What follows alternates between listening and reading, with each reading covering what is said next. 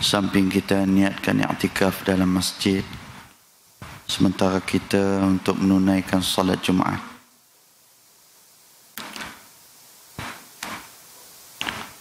Ada satu hadis Nabi SAW daripada Abi Zur'ah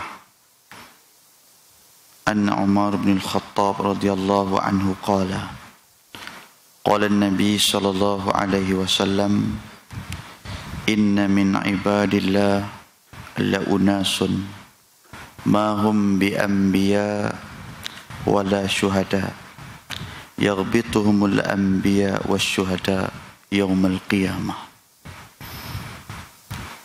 Kata Nabi sallallahu alaihi wasallam, ada di kalangan hamba Allah Subhanahu wa taala satu golongan manusia, mahum bi anbiya, mereka bukanlah di kalangan para anbiya, wala syuhada, bukanlah mereka di kalangan para syuhada, yaghbituhumul anbiya, tetapi mereka sangat dicemburui oleh para anbiya dan para syuhada yaumal qiyamah, pada hari kiamat, bimakanihim minallahi ta'ala, kerana kedudukan mereka di sisi Allah Subhanahu wa ta'ala. Qalu ya Rasulullah tukhbiruna manhum, berkata sahabat Nabi, wahai Rasulullah, beri kabarkan kepada kami siapakah mereka itu. Qala, kata Nabi sallallahu alaihi wasallam, hum qaumun tahabbu bi ruhillah ala ghairi arhamin bainahum, mereka ialah satu kaum yang berkasih sayang kerana Allah Subhanahu wa ta'ala, ala ghairi arhamin, bukan kerana adik-beradik ataupun kerana keturunan sesama mereka, wala amwalin yata'atunaha, bukan kerana harta. Fa wallahi inna wujuhahum lanurun, demi Allah, sesungguhnya di wajah mereka itu bercahaya. Wa innahum ala nurin, sesungguhnya mereka berada di atas cahaya.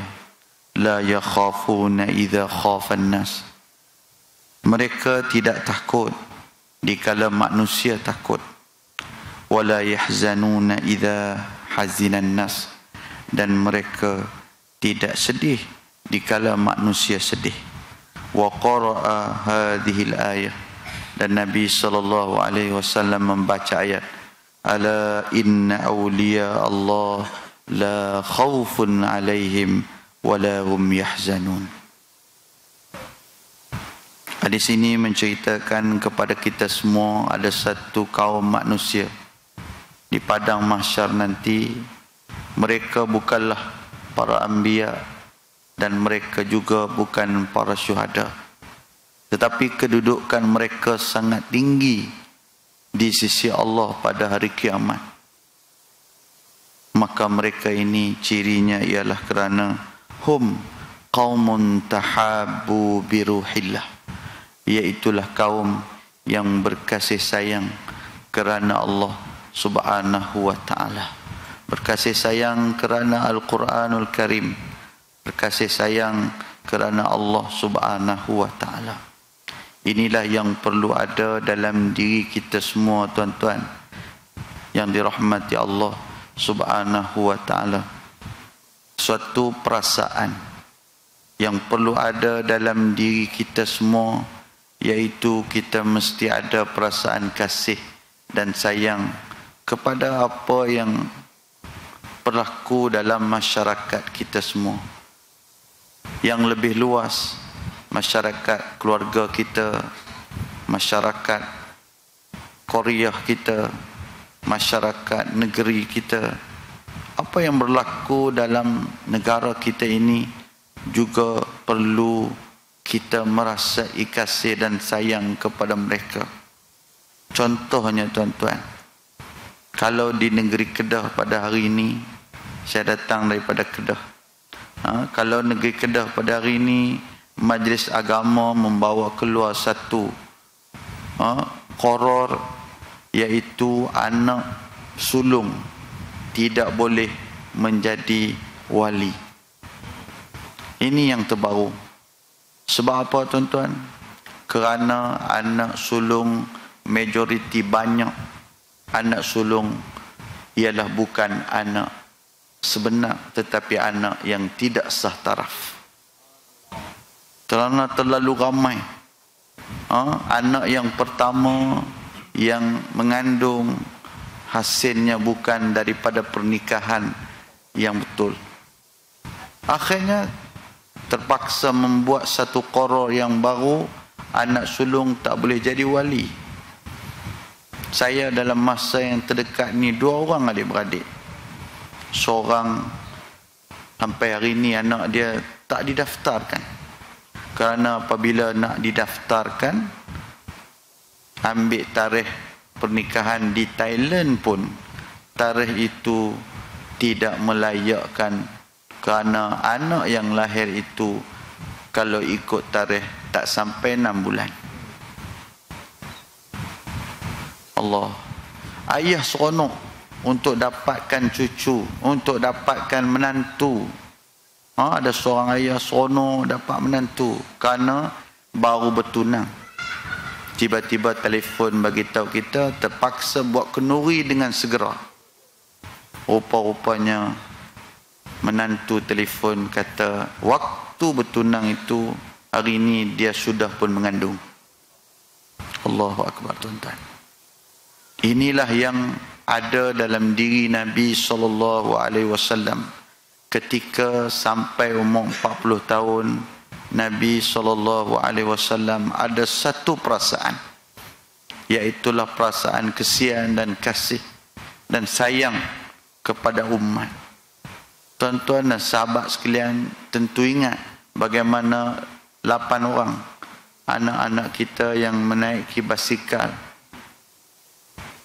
Saya bila dengar peristiwa ini, saya sedih tuan-tuan, kerana kita kesian dengan anak-anak kita yang itu berbasikal, yang banyak lagi bermotor dan sebagainya waktu malam. Sebenarnya kita perlu ada dalam diri kita perasaan kasih dan sayang kepada mereka, kerana mereka seperti yang disebutkan oleh Nabi SAW, Allahumma hdi qaumi fa innahum la ya'lamun. Ya Allah, berikanlah hidayah kepada kaum aku ya Allah, kerana mereka sebenarnya tidak mengetahui tuan-tuan. Anak-anak muda yang berbasikal di tengah-tengah malam, anak-anak muda yang bermotosikal di tengah-tengah malam, sebenarnya mereka sangat memerlukan kita. Kita yang perlu menghampiri mereka, kita perlu mendekati mereka. Kerana itulah Nabi SAW mendekati anak-anak muda seperti Sayyidina Ali karramallahu wajhah, Ibnu Abbas, Abdullah bin Abbas.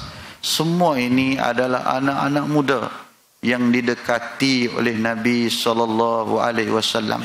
Sekiranya kita dapat membentuk anak-anak muda ini mengikut saluran kita, insya-Allah anak-anak ini akan menjadi aset yang sangat berguna kepada negara kita. Kita mendengar di Malaysia ini kematian aksiden begitu banyak anak muda. Pernahkah kita mendengar kematian aksiden di bumi Palestin?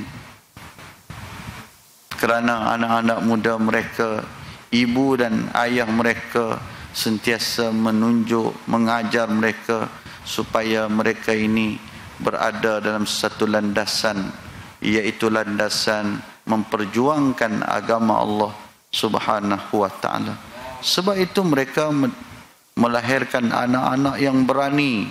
Kita melihat di dalam TV, melihat di dalam YouTube dan sebagainya, bagaimana anak muda yang kecil ini berani walaupun tidak bersenjata, walaupun dengan batu sanggup membaling batu di hadapan musuh Allah sehingga kan Yahudi lari lintang bukang. Inilah yang dibentuk sebenarnya, inilah yang disebutkan oleh Nabi sallallahu alaihi wasallam, satu kaum manusia yang sangat disukai, yang sangat dicemburui oleh para anbiya dan para syuhada, iaitulah qaumun tahabu biruhillah. Saya rasa itulah yang dapat kita sampaikan, dan insya-Allah kita akan sambung pembincangan kita dalam khutbah insya-Allah. Wallahu alam.